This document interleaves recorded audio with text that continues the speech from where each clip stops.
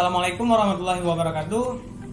Perkenalkan, nama saya Helmi Yahya dan saya akan menjelaskan materi mekanika fluida tentang aliran benda terendam.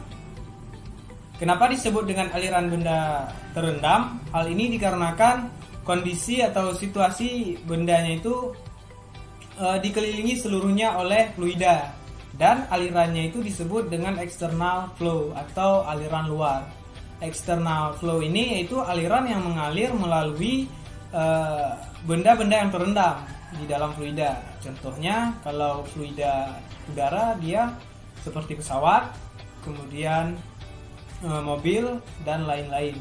Untuk fluida seperti air contohnya itu kapal selam, ikan dan lain-lain. Nah, analisis aliran ini berguna untuk memperhitungkan geometri benda, yaitu apakah benda 2 dimensi, simetri sumbu ataupun 3 dimensi. Dan selain itu juga berfungsi untuk mengetahui karakteristik dari benda, apakah benda itu bersifat halus seperti mobil misalkan, ataupun bersifat tumpul, contohnya seperti parasut. Nah, aliran eksternal ini atau aliran luar ini dibagi menjadi dua, yaitu bluff body dan juga streamline. Perbedaan keduanya itu terletak di antara besar kecilnya koefisien dari drag dan juga gaya gesek. Pada bluff body, koefisien gaya drag lebih besar dibandingkan dengan koefisien gaya gesek. Sedangkan pada streamline, koefisien gaya dragnya itu lebih kecil dibandingkan dengan koefisien gaya gesek. Nah, jadi antara bluff body dan juga streamline ini berbanding terbalik koefisien drag dan geseknya. Nah, selanjutnya yaitu mengenai konsep lapisan batas. Untuk lebih kompleksnya, meninjau konsep dari lift dan drag yang berhubungan dengan fungsi bilangan Reynolds, dan juga bilangan Reynolds ini berbanding dengan efek viskos dan juga efek inersia.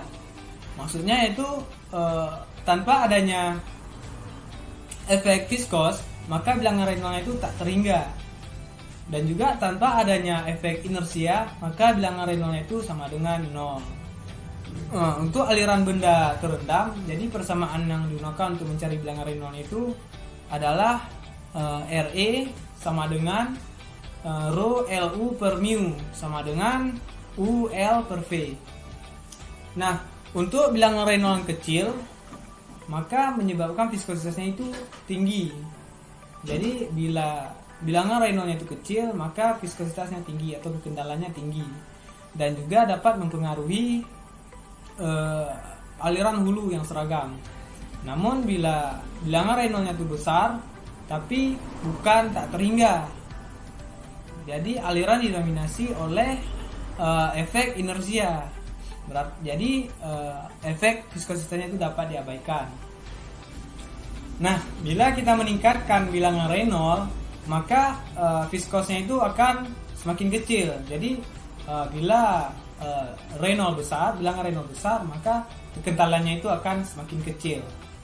Jadi dari situ akan mengakibatkan terjadinya konveksi efek viskos yang akan terbawa ke hilir, yang dapat mempengaruhi dan menjadikan lokasi separasi yang biasa disebut dengan separation bubble.